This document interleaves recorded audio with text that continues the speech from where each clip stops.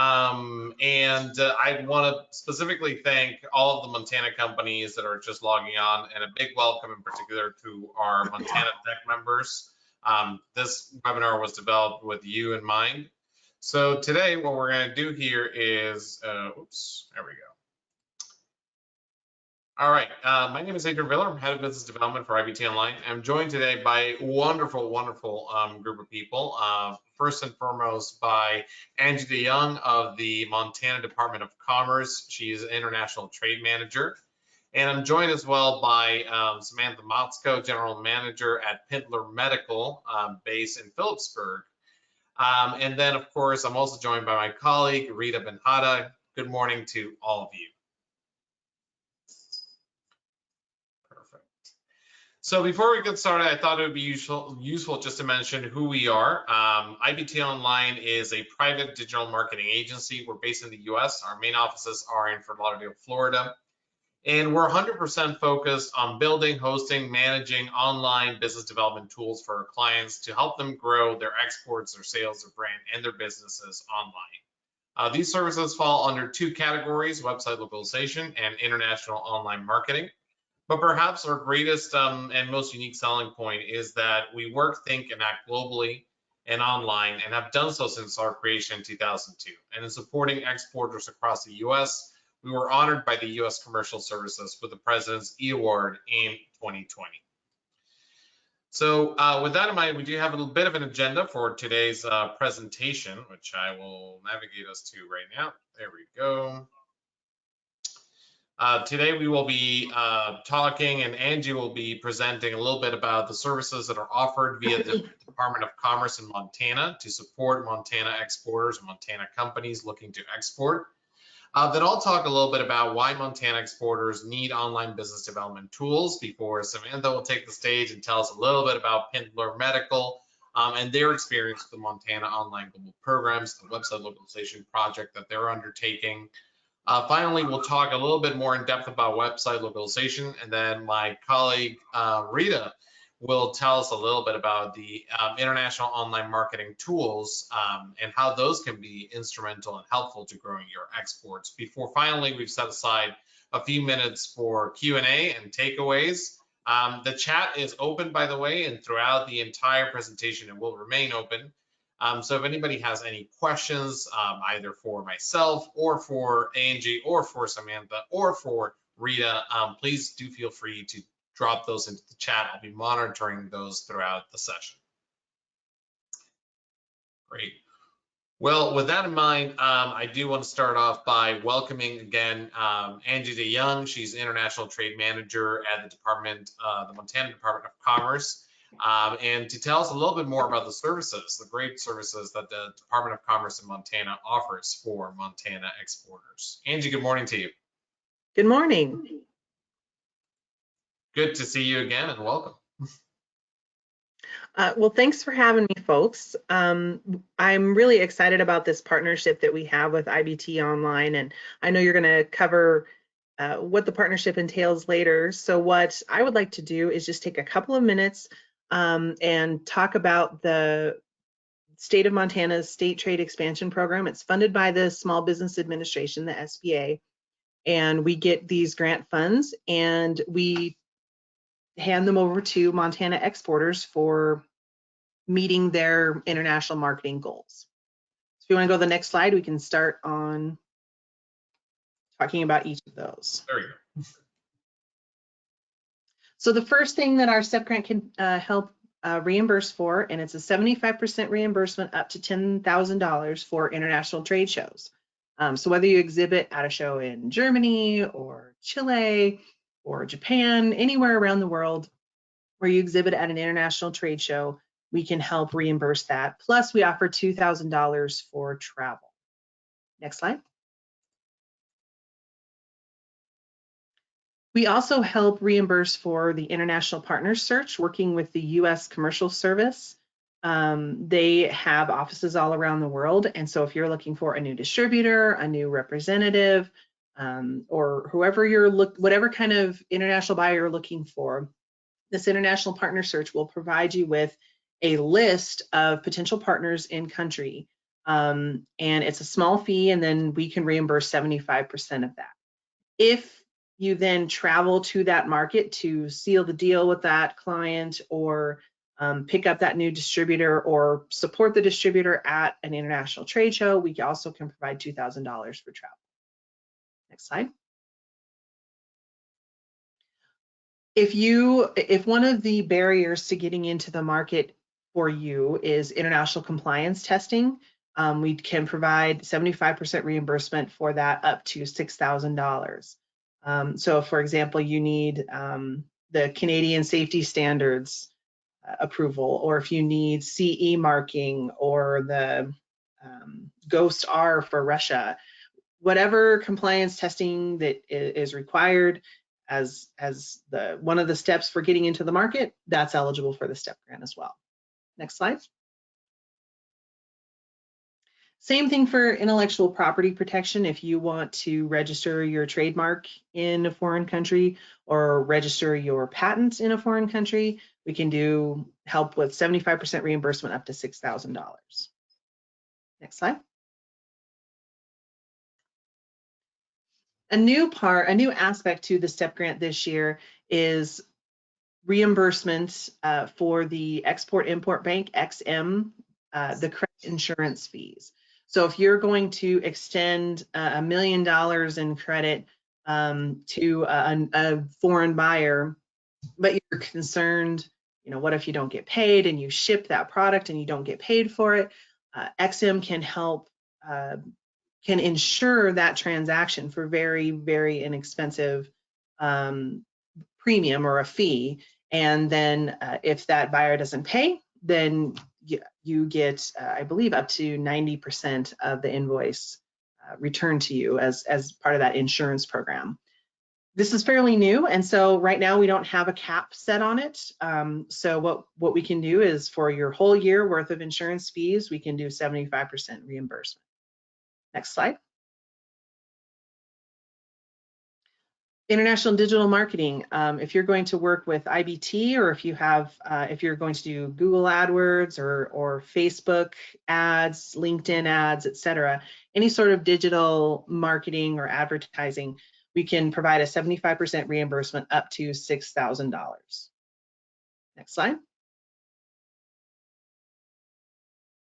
I think lastly, what we're talking about today, the website globalization aspect of internationally marketing your company and your products, we can provide a 75% reimbursement up to $10,000, whether it's strictly e-commerce going directly to the consumer, or whether it's getting your website up and going and localized for the market. So this is a great partnership between the STEP grant program and what IBT Online provides through their expertise. I think the next slide that's my contact information. Take a screenshot, or if anyone has any questions, you can contact me right after the webinar. That's it for me. Wonderful, Angie. Thank you so much. And the services that are offered by the Montana Department of Commerce for Montana exporters is just tremendous. There's just a ton of support that is available. And of course, Angie is always just a resource for everybody, and she's the great connector. She can connect anyone to the resources that they need in terms of export. Now, I do have a quick poll for everybody here, just to get a read of the room and see who has connected already with Angie and the Montana Department of Commerce. So that should be popping up on your screens. Let's see if I do this right. I think so. All right, so we have, wow, we have a lot of people that have talked to you, Andrew. You're very, very famous in Montana. All right. Not surprising, due to all the support that's offered there. So that's great. A vast majority of you have engaged with the Montana Department of Commerce, and that's just phenomenal because they offer just a ton of support for companies there. And with all those grants that are available, it sure is an opportunity to do so. And for those of you who have not engaged with Angie, I do recommend you do so. The contact information, we're going to drop it into the chat box in a minute. So you have it in there as well. If you want to get in contact with her, it's always a great resource if you don't know where to start in terms of your export journey. Now, moving on here, would love to tell you a little bit about why Montana companies need online business development tools. So as I mentioned before, my name is Adrian. I'm head of business development for IBT Online, and I work with exporters across the United States, even though I sit here in Fort Lauderdale, Florida. And I was really looking very jealously at the great shots that Angie put into her slide deck of Montana. I was like, wow, all I have is this tiny little pool outside to look at. Nothing as beautiful as some of those lakes and mountains you guys get to enjoy every day. So I'm a bit jealous. But I'm here to be a helping resource and a hand to Montana exporters, and this is the reason why when we talk about the online business development tools. So I talk to clients, and we talk to clients all the time about what their priorities are today. And those priorities, especially in the light of the last 18 months, 20 months now, I guess, as the COVID pandemic hit, have been evolving quite significantly. People are looking primarily after their stakeholders, they're looking after their employees, they're looking after their suppliers, and those critical supply chains that just seem to get more complicated, more messed up as we go along. But they're also looking at managing costs and keeping cash flow positive, moving into the business, maintaining those partnerships, maintaining those supply chains. But more importantly, they need to keep generating sales, export, and business to keep their businesses thriving. And that's exactly what online business development tools do. They help you grow your top line revenue in spite of the challenges that today's commerce environment provides. So before we get into that, and before we get into, okay, what are these tools and what do they do, let's talk about why the world has gone online and why these tools can be effective. And especially in the last 20 years, in the last 20 months or so, as many of you, which feels like 20 years, that many of you can attest to, as we are at this moment on a webinar, the world has gone online. Seemingly all of those in-person meetings, all of those in-person trade shows, all of those trade missions that we used to go on to generate business, that has all gone virtual. And for the most part, the trends seem to suggest that even though we're going back in person to some events, online is here to stay, and embracing these tools can really help you get a leg up on competition and maintain a competitive advantage. So these are stats that are provided to us by Hootsuite, who collates and generates a lot of this business intelligence. But as of July 2021, 4.8 billion people are online. That's 61% of the world's population. Just in the last year, 257 million people joined the internet. Okay, the US has 300 million people or so. 257 million people joined the internet between July of 2020 and July of 2021. That is huge. That is a lot of people. And people are increasingly spending more time online. That's no surprise. They're nearly spending 7 hours a day on online in some fashion. So if there's one takeaway from the slide, is that across the world, your customers, your prospects, your leads, future distributors, future employees, future suppliers, everyone your business interacts with is online, and a lot of those people are spending most of their day online, and the trend is only growing. I mentioned 257 million people joined the internet, 520 million people joined social media in the year between July 2020 and July 2021. And that's actually really, really good news for small to medium-sized enterprises. It means that there are effective, cost-effective, and efficient tools out there that can help you connect with these organizations and with these people. And those are all online. So as the previous slide stated, 4.8 million people are online, almost 4.48 billion of them are on some sort of social media. And the majority of us are using this over here, one of these bad boys, to access those platforms, to access Instagram, Facebook, TikTok, whatever it is, Snapchat, whatever the kids are using these days. But most people are using their mobile phones. And that's a really important trend. Almost all of us are using our mobile phones for that. The average time spent on social media is also up to almost 2.5 hours a day. So that means that there's an awful lot of scrolling and also communicating going on those platforms. And companies have turned towards social media to communicate with consumers and also with other businesses as well. This is, again, great news for companies and exporters. It means that you know exactly where your clients, where your suppliers, where your prospects are, future leads are, and you know what they're doing. They're probably at their office scrolling on Instagram and not working.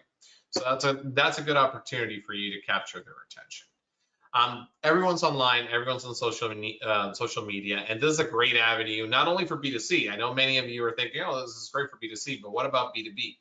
But actually, social media and the international online marketing is for all different routes to market, including B2B and B2G. Just so you have a good sense of this.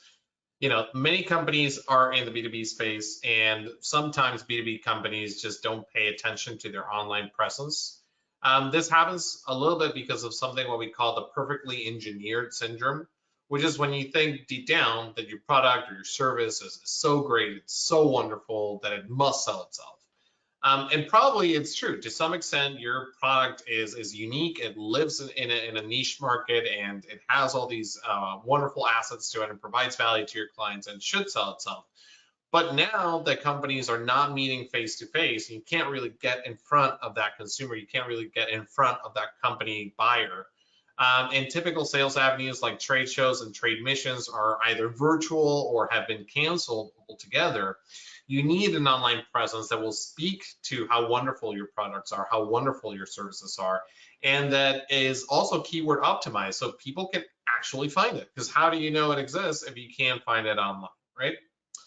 And people who make purchases for their businesses are doing their due diligence on your products and your competitors, to be clear, before they ever get in contact with you. Okay, they're Googling it, and they're looking at a lot of different options before they ever connect with you. And as you see here, 94% of B2B purchases are researched before contacting a sales rep or a distributor.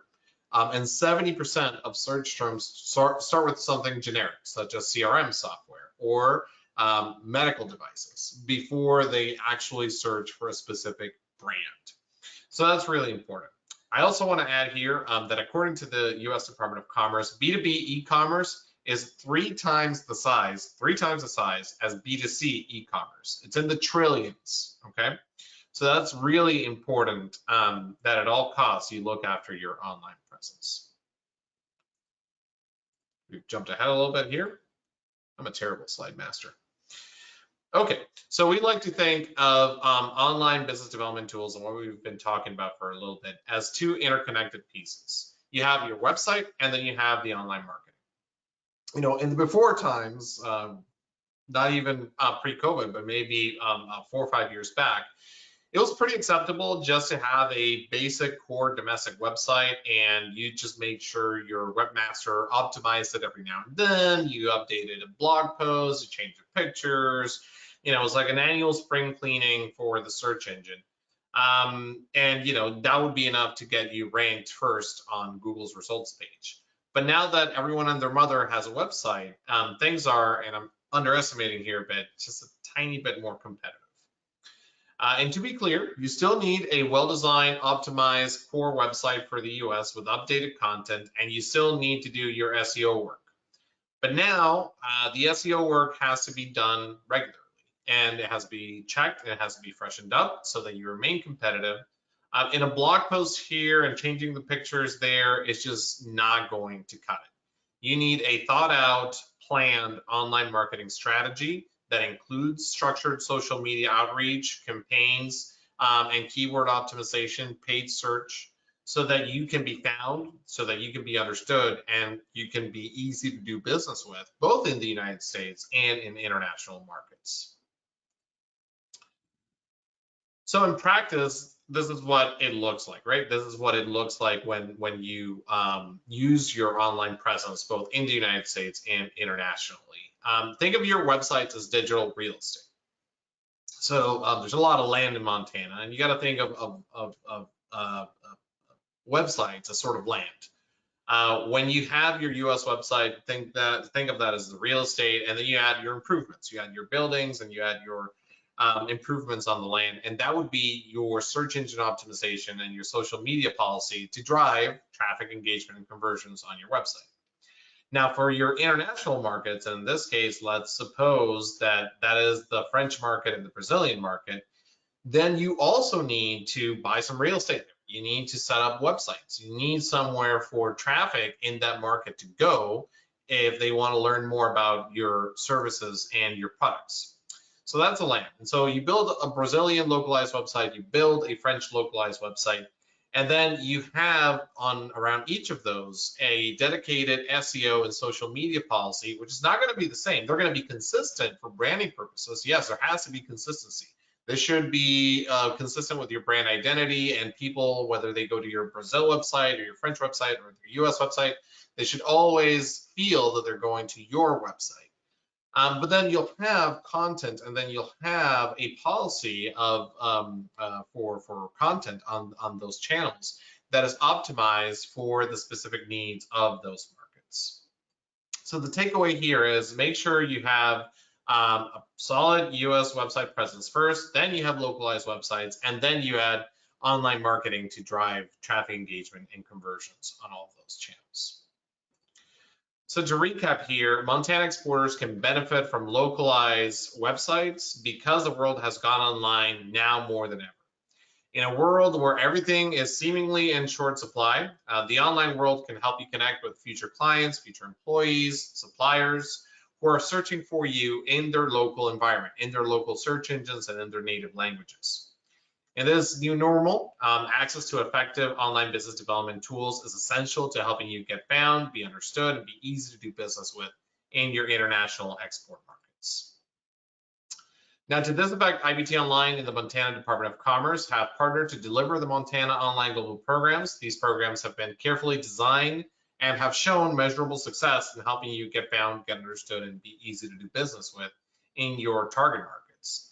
The goals of the programs are actually quite simple. It's to create an international sales funnel to drive your top line revenue, grow your exports, grow your sales, grow your brand, and grow your business online and into your top target markets. But don't take it from me. I would like to welcome now Sam Motzko, who's the general manager of Phillipsburg-based Pinter Medical. Fantastic company that I'm excited for you guys to hear about.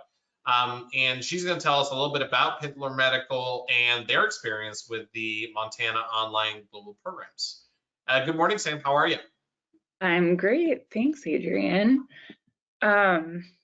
So Pinter Medical is the manufacturer and distributor of patient warming systems that are designed for hospital operating rooms and plastic surgery centers. We offer a pretty unique product that replaces traditional forced air warming and disposables using underbody heating systems that we install directly in our operating table pads. So that allows a patient to maintain a safe body temperature while undergoing surgery. And up until 2018, Pinter Medical was focused on domestic sales. But in 2019, we were actually approached by distributors in both Saudi Arabia and Hong Kong who were interested in carrying our product. So by 2020, we had established relationships with both of these distributors. We'd ship them product. We had plans to travel overseas to help them with the product education and marketing. And actually, our national sales rep was in the airport waiting to board her flight to the Middle East in March of 2020 when we got word that everything was shutting down due to the pandemic. We pulled her off that flight, and we're still waiting 18 plus months later to find the right opportunity to make that trip at a time that feels both safe and kind of economically worthy. So in the last year, like most other businesses, we've had to pivot from in-person sales tactics to virtual sales and marketing. We found we were able to leverage grant opportunities to help us reach our next level of growth with a focus on the international markets, one of which was the Montana STEP grant specifically for website localization. Angie was great to work with and kind of helped us find this grant. And that led to an introduction with IBT Online. So we're a really small company. Phillipsburg is a really small town. We're a really small company. We often say we're small but nimble. And so we rely on qualified professionals to help us with projects that fall outside our realm of experience. IBT Online's presentation, meeting their team and finding out about their full team experience, and then just looking at their track record of success made them an obvious choice for us, paired with the financial opportunities from this STEP grant.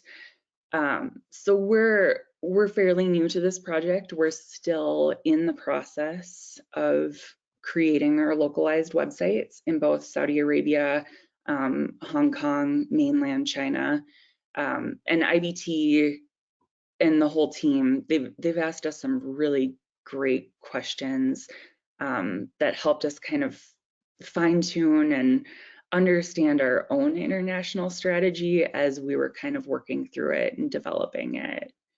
At one point, we came across an issue with our distributor in Saudi Arabia, and it kind of forced us to take a step back and come up with a completely new approach and new content for that website.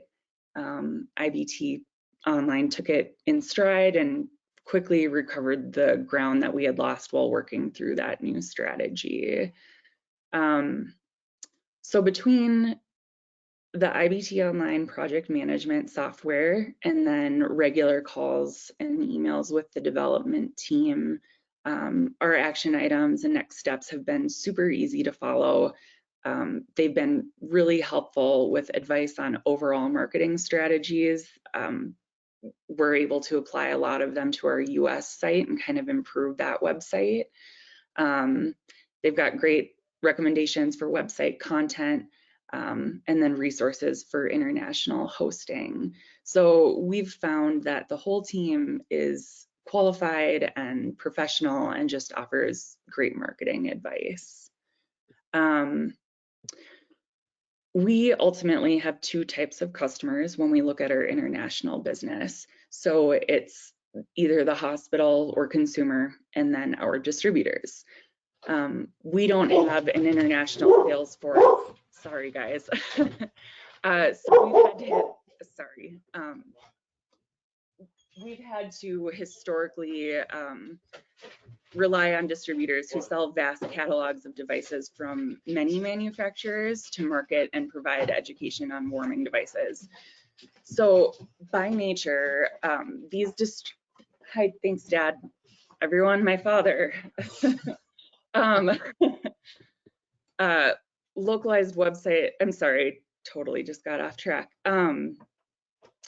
So by nature, our distributors will never be as knowledgeable as we are about our product. And this offers us the opportunity to explore marketing to international audiences with messaging and parameters that we're comfortable with and get to control. Our localized websites will offer Pinter Medical the international presence and the legitimacy that we need to move forward with more orders to the Middle East and Asia. Our distributors have told us there's a demand for made in USA medical device products in these markets. We haven't had the bandwidth or marketing budgets to focus on these potential sales until recently. And the new websites are designed to be an effective tool to help us assist in product education or customer support, recruiting new clients and developing relationships with new potential distributors. So we're also currently in the process of obtaining our CE certification, and that goes back to the compliance testing that Angie was talking about. We're able to utilize the STEP grant for that as well.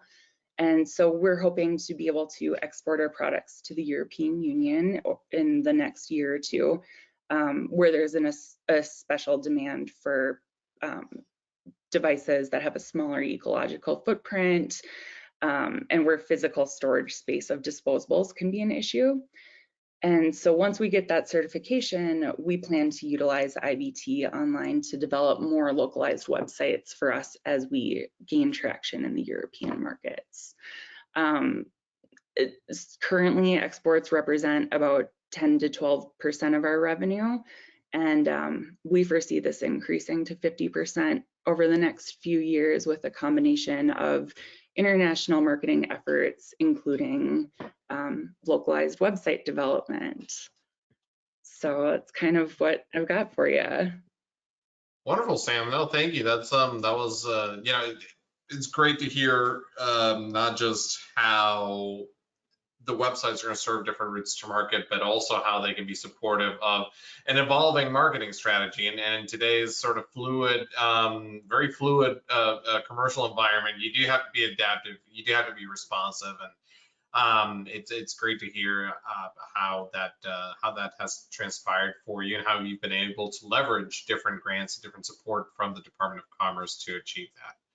So I had a question come through. I know I said questions at the end, but you know, sometimes I embrace chaos and I look at these things and I'm like, okay, this is a good idea to ask. But someone is asking, you know, how much of your time and sort of internal resources are being taken up by this project? I guess this person might be sensitive to, it might be a small company that might be sensitive to how much time they would have for something like this. Yeah, when I say that we're a small company, we're really small. We have currently 3 of us who are in the office full time, and then you know, some other part-time people. So I am the one who's kind of taken on this project. I'd say I put in right now 45 minutes a week, and that's only recently. You know, there's kind of some space where you go a couple weeks without hearing from the IBT team while they do their thing, but it's pretty minimal on our part. And like I said, with their project management software, it makes it super easy to see what your next steps are. They ask very clear, concise questions of you and have action items for you. So it makes it easy to complete. Perfect, great. Thank you so much, Sam. And it is really great to hear the real world experience of companies that have had those same issues that a lot of companies are facing, where they're not able to travel, they're not able to perform business development as they usually would have liked to, and are using those online business development tools to help, you know, grow their exports in a challenging environment. So now let's take a look at website localization for Montana exporters, which is the project that Sam and Pinter Medical are undergoing. And you know, many of you may be asking yourself, you know, if I have a good US website, why can I just use that to go global? And that's a question we hear very often. So especially if you have a good website, you may think, you know, let me just add a couple of like Google or translated pages, or even worse, in my view, add the Google Translate tool, and that surely will allow me to get what I need. And unfortunately, that doesn't quite work. You know, search engines, whether it's Google or Yandex or Bing or Baidu, or even these days, YouTube, Amazon, Facebook, which are all search engines, they all are searcher centric. And what that means essentially is that the search engine and the algorithm behind the search engine is designed to pick up results that it thinks are most relevant to you based on things like where you're located. So for example, if Angie in Montana, and if I'm here in Fort Lauderdale and we both Google the word coffee shop, we're using the same keyword, we're using the same a search engine, and we're doing it in American English within the same country, but I'm in Fort Lauderdale, she's in Montana, we're gonna get different results, because I'm not gonna see any coffee shops in Bozeman, she's not gonna see any coffee shops in Fort Lauderdale for that matter. And that's one of the aspects behind the algorithm. Even if you don't have geolocation options enabled, when you search for those things on Google, it will deliver results that Google thinks are most relevant to you. And if you expand that to different countries, even if it's the same language or different languages, you can see how just diluted traffic to your website can be, even if you have the best widget, even if you have the best service for that particular keyword. Now, Google itself, don't think of it as one search engine. It's actually 192 different country and region-specific search engines that are connected at the end, but they are designed to deliver localized results. So if you add a couple of additional pages in a different language, or if you just add the Google Translate thing, that's not really going to help, because it's not going to tell the Google algorithm that your website is highly relevant to your target audience. You're going to be pretty much invisible to them if you're targeting an export audience in another country, or even in another region of the same country. So here's an example that we have, just so you can see how we illustrate that. And, you know,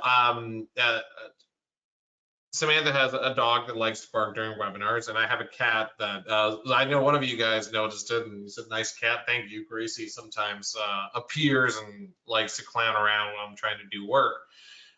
So we decided to look for my colleague Joelle in the UK, who also has a dog that likes to bark, and myself. We both decided to look for squeakless dog toys. So we look for squeakless dog toys on Google, same search term, same search engine, both in English.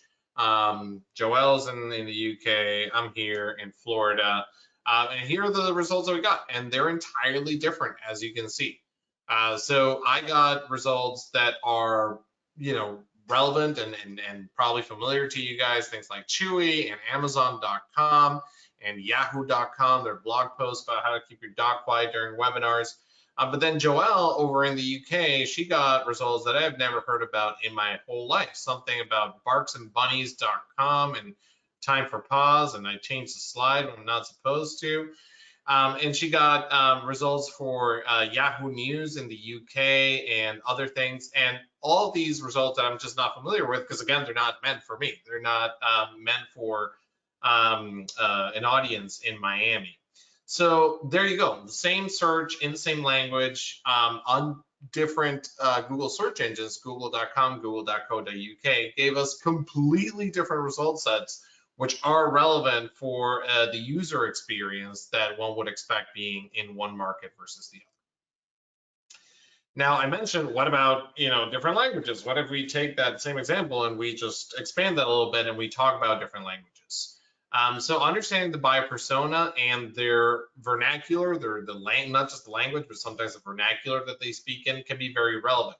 So here's an example for a client who sells auto parts, and they sell auto parts into two different markets, Mexico and Spain.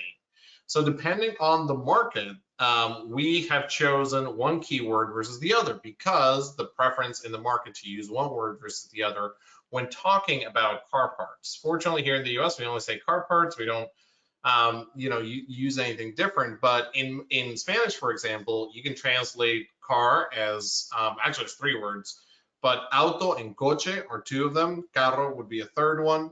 But in Mexico, for example, 73% of people use auto when searching for parts. 27% of people use coche. In Spain, 91% of people use coche. 9% of people use auto when looking for those keywords on Google. So again, same language, same search engine, but different markets. And then we need to use different keywords and therefore have different Google AdWords campaigns to properly serve this client and make sure that in Spain we're using coche and in Mexico we're using auto to maximize results in terms of traffic. So now keep that in mind, that translation and keyword research are only a small part of having a website localized. There's actually a lot more that goes into a optimized best practice website. For search engines to find you, you need to make it as easy as possible for the algorithm to realize that your website is specific for that market. And again, because Google is searcher specific and its algorithm, you know, just imagine having hundreds of billions of pages that you need to comb through, and you need to figure out which of those is most relevant to the searcher. So the onus is really on the website owner and the website web developer to make sure that your website is findable by Google in those particular markets that you want to go to. And tell the search engine that your website is not just relevant, but it should be included in the front page of the results for that particular user who is entering specific keywords into the search engine. And there's a lot of the additional stuff that goes into it, like hosting within the market, registering the domain name in the market, making sure that the website is compliant with the local regulatory environment, a lot of other factors that go in there. So done correctly, this is a great example of how a localized website can work. This is a client that we have in Australia. So this website sits on a .au domain. It is hosted in Australia with an Australian IP address, and SEO work, search engine optimization work, has been done for the local market. So as you can see on the left side of your screen, this is really just about 1 month of B2B traffic on the website. It shows that the majority of traffic, 95% in fact, came from their target market, Australia. Additionally to that, you can see that 86% of all traffic to the website came from Australia and New Zealand combined, and 99% of the traffic to the website came from English-speaking countries. So what does that tell us? Really what it tells us is that Google thinks that this website is very relevant for the Australian market. It is not so relevant in other English-speaking countries, and it's completely irrelevant in non-English speaking countries. And on the right-hand side, you have another example of how you can even target specific cities, neighborhoods, states, regions. So for this client, the majority of their prospects are on the southeast coast of Australia, so New South Wales, Victoria, Queensland. And so we geared the marketing strategy towards those markets particularly. And as a result of that, the bulk of the traffic did come from that market. So the bottom line here, it's important to understand your buyer persona, which Rita's going to dive into in just a minute, and really understand how to label your website and create a website and optimize your website so that it's findable by those individuals. So here's an example of a company that called Advanced Super Abrasives based in North Carolina, for whom we have developed localized websites. So, this company, they had specific brand. Their goal was to create brand awareness. That's the first thing that they wanted to do into two key markets for them, Mexico and Canada, which is not unusual for most exporters in the US. There's natural market there due to trade agreements and geographic proximity. So we took our US website, which we redesigned, and then we localized it for Mexico and Canada. And the results of having that is that they have generated leads for their distributors, specifically in Mexico, keeping them way busier than they were before the pandemic. And they have also had over 280 contacts leads generated, in just short of a year since these websites have gone live. And this is a B2B company, so it's not that easy to generate leads for people who want to buy high performance diamond and CBN wheels. Go figure. But then, because of the work that we've done in Mexico and Canada, both of those websites are generating unique market leads, companies that they had never been in contact with before, that had never reached out to them. And now they're generating new business into those markets at a much lower cost. Here's Jonathan Suggs. Jonathan Suggs, among other things, for those of you that are part of the deck may recognize him. He is the NADIC Vice Chair, and he is also the chair of the Mid-Atlantic region for the deck. And he's president of Advanced Super Abrasives. And so, in a video that's linked to over here, which you'll get the slides for in the next couple of days, you'll see Jonathan talk about not just localized websites, but also talk about online marketing. And finally, just wanted to mention e-commerce. E-commerce for B2B is huge, and increasingly we're getting more requests for e-commerce websites, which is phenomenal. What you see on your screen is a company called Hartrue. They're a Virginia-based company that manufactures tennis court equipment. So if you, any of you tennis players out there may recognize the name. But in any case, Hartrue wanted localized e-commerce websites. They had a great US Shopify website, and they wanted to have one in the UK, another one in France, and another one in Germany, which are their top 3 European markets. And so we developed localized e-commerce sites on Shopify for them.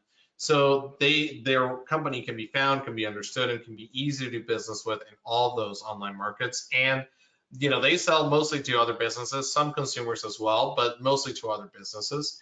And all 3 of their websites are, I'm happy to report, are generating sales at the moment. Okay, now before I move on, I do have a poll for you guys. It's been a while, so let's do a poll. And here's the question.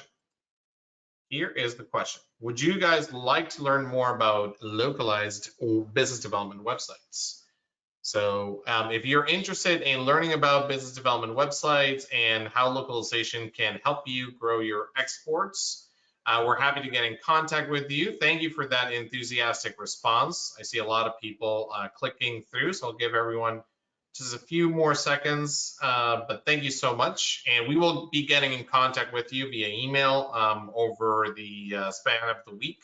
So towards the end of the week, you'll receive emails, and we're happy to meet with you and learn more about your businesses. Wonderful. Well, now it's time for me to drink water, which means it's time for my esteemed colleague, Rita Benhada, based also here in Miami, to tell us a little bit about international online marketing for Montana exporters. So Rita, over to you. Thank you, Adrian. So why do you need a social media strategy? So basically, having a social media strategy in place will ensure that your social media efforts are more fruitful and are working to support your broader business goals. So expand your other marketing efforts so your content has the chance to be seen by a wide audience, and if done correctly, by the right audience. And then the second thing that is important is to build brand awareness. With social media, you have the ability to bring your brand content directly to your customers and prospects.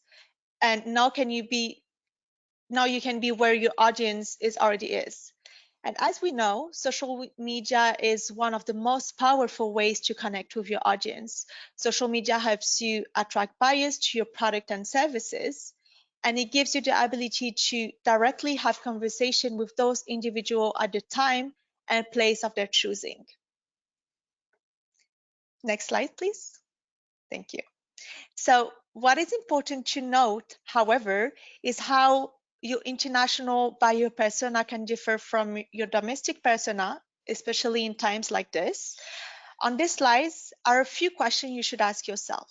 Are there multiple buyer persona for my export markets? How do they find me? What do they care about? So here we took as an example L'Oreal. L'Oreal is frequently cited for how spot on they are with their international marketing. So we have L'Oreal USA. As you can see on that image, so women are on the top floor, they're empowered, in charge, diverse. And then we have L'Oreal Mexico in the second image. It shows an office environment that is a little bit more relaxed, and one that includes both men and women making decisions or collaborating. So it's interesting because compared to the US and even Brazil, which is my next example, is the only one with a man in the picture. L'Oreal Brazil also looks pretty different from the previous two. So as you can see by the imagery and the background, you can tell that they are in Brazil based on the water, the mountains in the background. The atmosphere looks like it's modern, but tied to nature. So all these things are pertinent to Brazilian people's lives, and even the messaging is different. They're saying that they have been innovating for the past 60 years to share beauty with all Brazilian. So basically each buyer persona is clearly different and their messaging is respectful to that. So here's a great example of how different buyer persona interacts with social media campaigns. So this is an example from a Facebook campaign when we were promoting the same product, similar imagery and message, although of course localized and staying relevant to the local audience. So if you look at the result for the specific post, for the UK, we have generated 1,200 engagement, and we were super pleased with it. But then we looked at Mexico, and we were blown away with over 20,000 engagements. So if we stop our analysis at this, we could infer that our campaign in Mexico worked better, right? Well, not necessarily. If we go on to the next slide, please, Adrian, thank you. If we look at the full buyer journey here, we get the fuller picture. You need to know each market specifically and how they react so that you look at the numbers in several ways. For Mexico, for example, we know that the market engage easily. They are incredibly reactive and responsive, unlike the British. But if you look at the actual conversion, so that's the important bit for the companies, as it indicates how many actually went out and bought or asked for a quote, and the numbers are pretty similar. We know from experience that you need to get this level of engagement in Mexico to get a good level of conversions, which are the sales. In the UK, less engagement doesn't necessarily mean lower sales. So each market is specific, and you need to take into account the market specifics. So here we have few of the best practices. The first one is having a localized website is primordial to act as a local and resonate with your audience. The second one is to know your audience. Who is your buyer persona and what's the buyer's journey? Then we have, it's important as well to set your goals for social media strategy. So what would you like to achieve? Increase brand awareness to start with, or generate conversions from the beginning? Then choose which platform is more adapted to your business. Obviously, we all know that Facebook speaks to a different audience compared to LinkedIn or Twitter or Instagram. Then engage with your audience on social media. If someone comments or mentions your company, it's important to respond. And always look, analyze, and keep learning and never stop. Then, so we're adding this part with one of our case studies with the benefits of online marketing, which help your businesses to be the fastest, most cost-effective way to be found, be understood, and do business through search engine marketing, social media marketing, reporting and analytics, email marketing, content marketing, and HubSpot integrations. And then we have the Q&As. I muted myself. Thank you so much, Rita. And I just have a quick poll for everybody regarding online marketing before we move on to the Q&A. We have some questions here, but just a quick poll. There we go. So online marketing, is anybody interested in learning more about international online marketing, how to leverage search engine marketing, organic and paid, social media marketing, organic and paid, especially in key export markets, and how you can use those, leverage those to drive, traffic engagement and conversions on your website.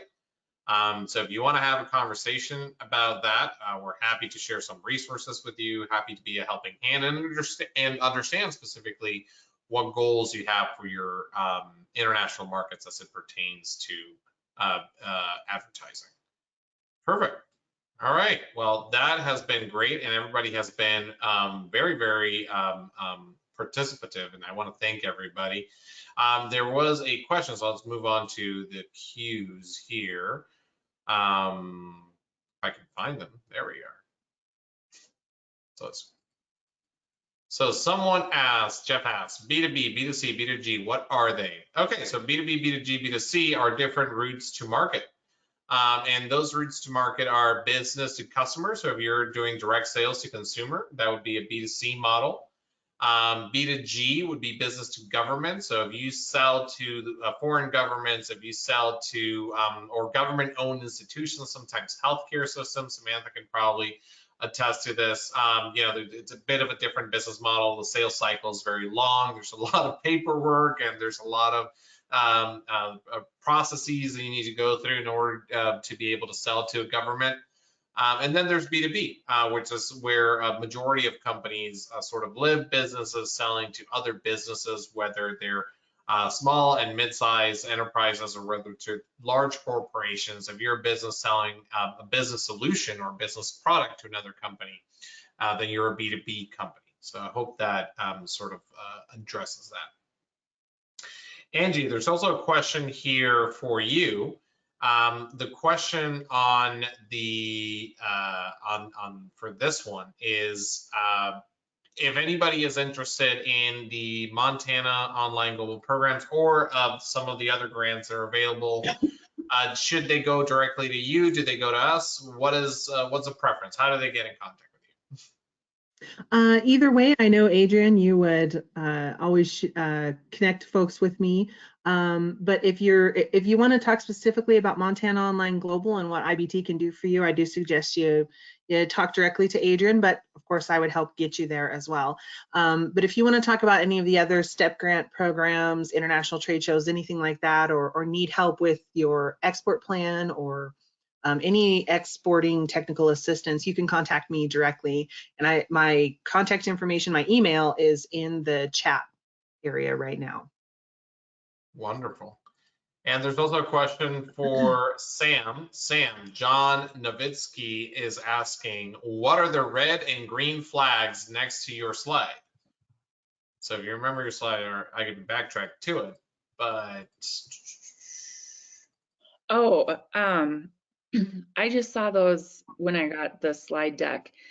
Were those the buttons for translate? We haven't actually launched our website yet, our websites yet. So I would assume that those are. This is the Saudi flag and the Hong Kong flag. Okay. There we go. That was a geography quiz. Everybody failed. No, it's okay. Yeah, not me. But yeah, that's the flag of Saudi Arabia and the flag of Hong Kong. And normally what happens is that we put these flags at the top of all three websites, your US website and your localized websites, whether it's Hong Kong or Saudi Arabia, so that people can navigate easily between your different localized websites. So it's a way for to enable navigation between your localized sites and your US website. And then, as we've mentioned before, maintain that sort of branding consistency across all three of your websites. Perfect. So those are all the questions that I had. I have a takeaway slide here. There we go. So just to wrap everything up in terms of why do Montana developers need online business development tools? The world has gone online. Your clients, your future employees, your suppliers, they're all searching for you in their local online environment, the majority of times in their native language.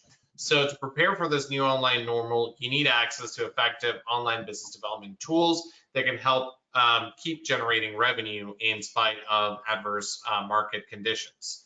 And one of the most effective ways to do that is through localized websites and international online marketing that can help you be found, be understood, and be easy to do business with in your top export markets. So in terms of the programs themselves, Angie and I have already talked about them. The goal of those programs is to create a sales funnel to drive your top line revenue. And we'd be more than happy to discuss the merits of the programs and what they can do for you. So, you know, to everybody who has joined us today, all the attendees that are here, and in specific, thank you to those of you attending from the Montana deck, but also a big thank you to Sam Motzko, General Manager at Pinter Medical, to Angelyn DeYoung from the Montana Department of Commerce, to my colleague Rita, and to everybody who's joined us this morning. I hope there were some good takeaways and practical nuggets of advice for your business development strategies. And should we be of further assistance, our contact information is on the screen. Be happy to have a conversation with you and help support your goals in growing your export sales brand business.